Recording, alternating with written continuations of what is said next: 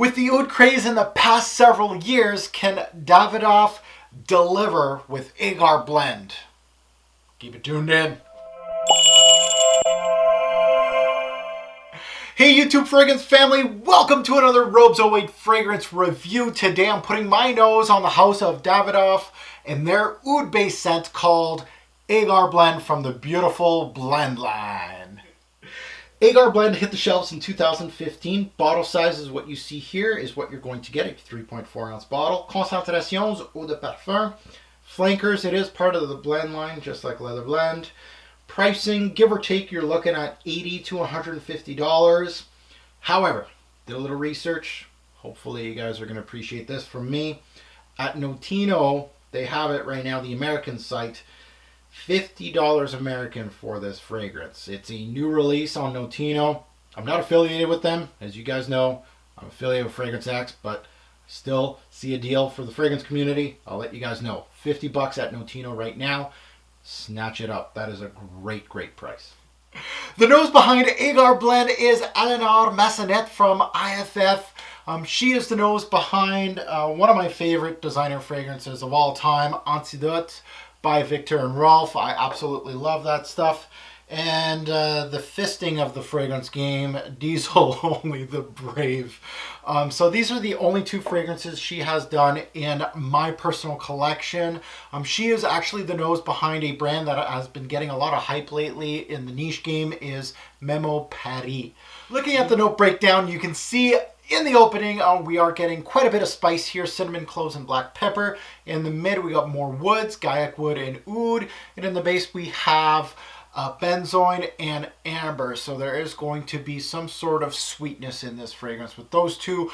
Major notes to this nose right here, I would have to say the Cambodian oud. So yes, I'm classifying the oud that I'm getting in this fragrance.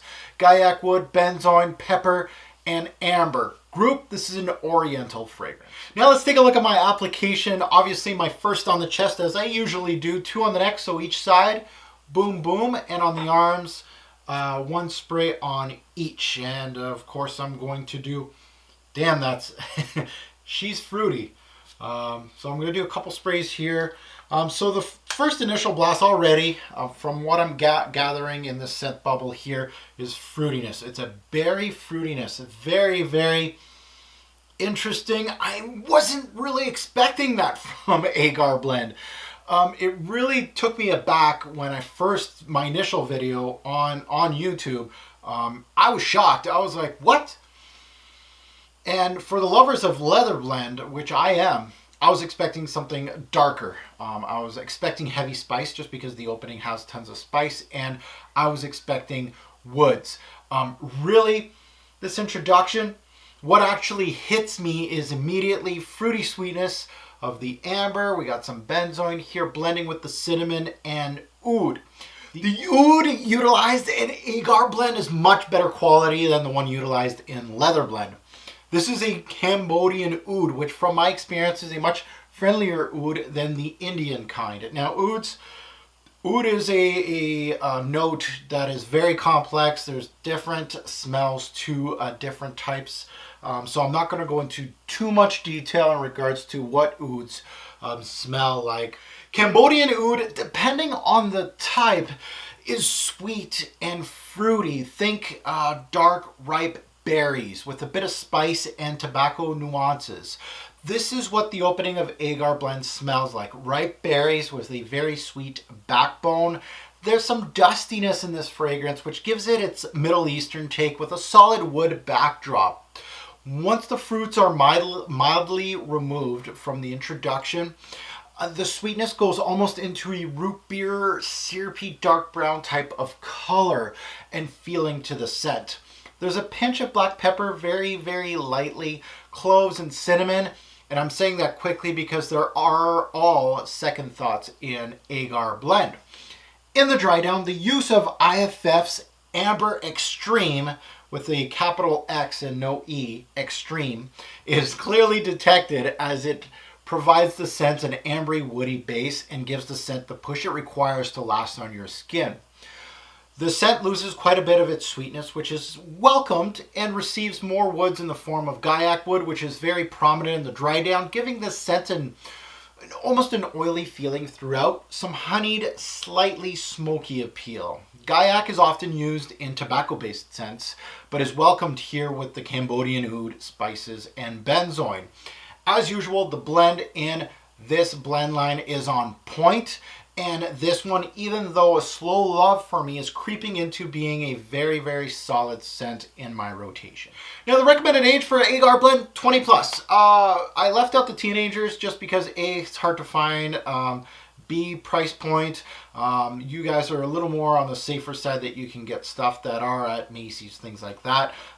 This, if you are a teenager and you like leather blend from Davidoff, you blind bought it and you loved it, obviously you may actually really like this. It has that sweet tone, that berries up front that actually would fit a teenager very well. I wouldn't say it's overly mature as a scent. It really has the tippy toes between being a mature scent and being something for the 20s out there. Best time to wear this fragrance. This is basically like the rest of the blend line. They all are made the same way. Their DNA is made the same way. So nighttime dates, casual use, jeans and a t-shirt during daily wear. Same thing at nighttime casually. You can dress this up. You can definitely dress this down. Seasons, mostly fall. I like this one in the fall. Spring nights, summer nights, and winter. So almost like leather blend. I really feel like this is tailored, almost a versatile, almost versatile scent. Almost an all-season scent, to be quite honest. Development, linear, average, or complex. This is tippy-toeing between linear to average. I think this one's more average. It shows me a little bit more than leather blend did. I would say average to linear. There's movement, but not too much of it. So development, average. Work appropriate, yes. In a climate-controlled work environment, yes. Obviously, it has darker tones to it, so just be careful, especially if it's hot and humid. This is not going to work. Signature scent worthy? It could be. If you asked me if it's something that you would wear all the time as a signature scent, probably not. There's only going to be a handful of people that will see this as a signature scent. For me, I could see it, but no, not really. So let's get into my rating system. Projection, 7 bottles out of 10. This one, just like leather blend, pushes quite a bit for the first few hours, then it kind of dies down. It goes from high to moderate. So the first 2 hours, you're going to get a lot of play, a lot of push out of this fragrance, and then it goes to a moderate push on your skin. Longevity, 7 bottles out of 10. Again, this fragrance, 6 to 9 hours, give or take. Sometimes I went a little above 10 hours, but that's pushing it quite a bit. 6 to 9 is a good cusp for a fragrance. It's actually what I'm looking for, give or take. Sometimes a little lighter, sometimes exactly right in my V, my 7 to 9 hour V. Compliment factor, 8 bottles out of 10. Not overly surprised, but surprised at the same time. This blend line is getting compliments from me. Very high. It must be the sweetness. The berry introduction is very much something that a lot of people love, and that was something almost like a downfall for me. When I first smelled that, I was like, I don't know about that.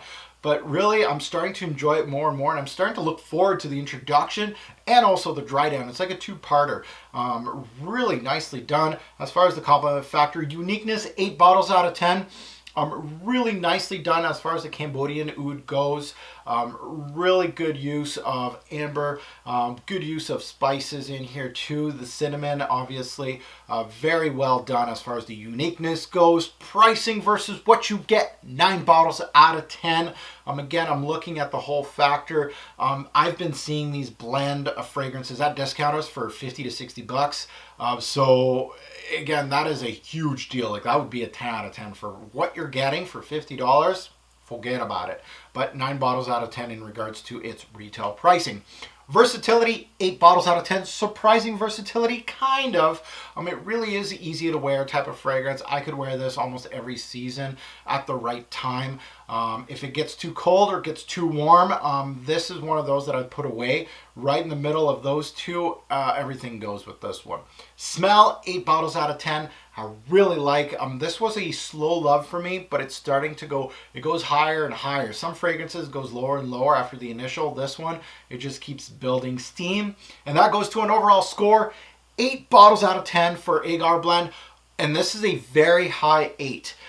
Really, the thing is, I think I'm reviewing this a little too early on my channel.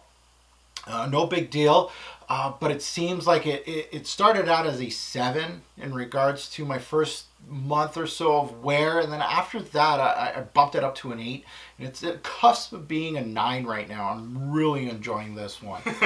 Now that goes to my buy, try, or pass. This is a definite try. I don't think, for the oud heads out there, I don't know about all of you, this came out of left field for me. As far as an oud head, it really took me aback, especially that introduction. So it's more of a try than anything. This might be the weakest link in the whole blend line, which the blend line is fantastic. So it's not giving a knock on this, but it really is catching up to the other two, to be quite honest. So Agar blend comes into my collection as that weakest link in the blend line, as not a true big rough Indian oud scent. With time, the sweet opening, which I felt was a weakness, became something that I actually appreciated the more I wore it. Agar blend is outstanding like the rest of the blend line, and from my experience, they're all worth at least a sniff. The use of amber and oud, they are the backbone of both blends that I've reviewed at the moment, which to me makes them both utilized for the same events. The blend line is a very solid lineup with this house, and I hope they introduce a 4th installment to the blend line, because all 3 are outstanding. I can't wait to actually review Amber Blend, which could be the dark horse of the whole line. So thank you for watching my review on Agar Blend, and if you wish to see the presentation in depth, please stick around as usual. I will go and give you guys a close-up of the bottle and the box. And remember, a great or poor fragrance will make a lasting impression. Choose your scent wisely. Thanks for watching, guys. Have a good one. Now looking at presentation, we'll take a look at the box first, and as you can see, same presentation as a leather blend. It's got the gold foil up top, you got the Davidoff logo right here, you got some information in the back, and at the bottom, that's about it for the box. Now let's take a look at the bottle. Now looking at the bottle in depth, it looks exactly the same as the leather blend bottle, different colorway, darker colorway. It still has the plaque with the name, the brand logo right here. You got a sticker at the bottom. You still have it's the exact same bottle. And the atomizer is the same, the cap exact same. It's got some weight to it, and atomizer is actually pretty decent on these, as you can see right there.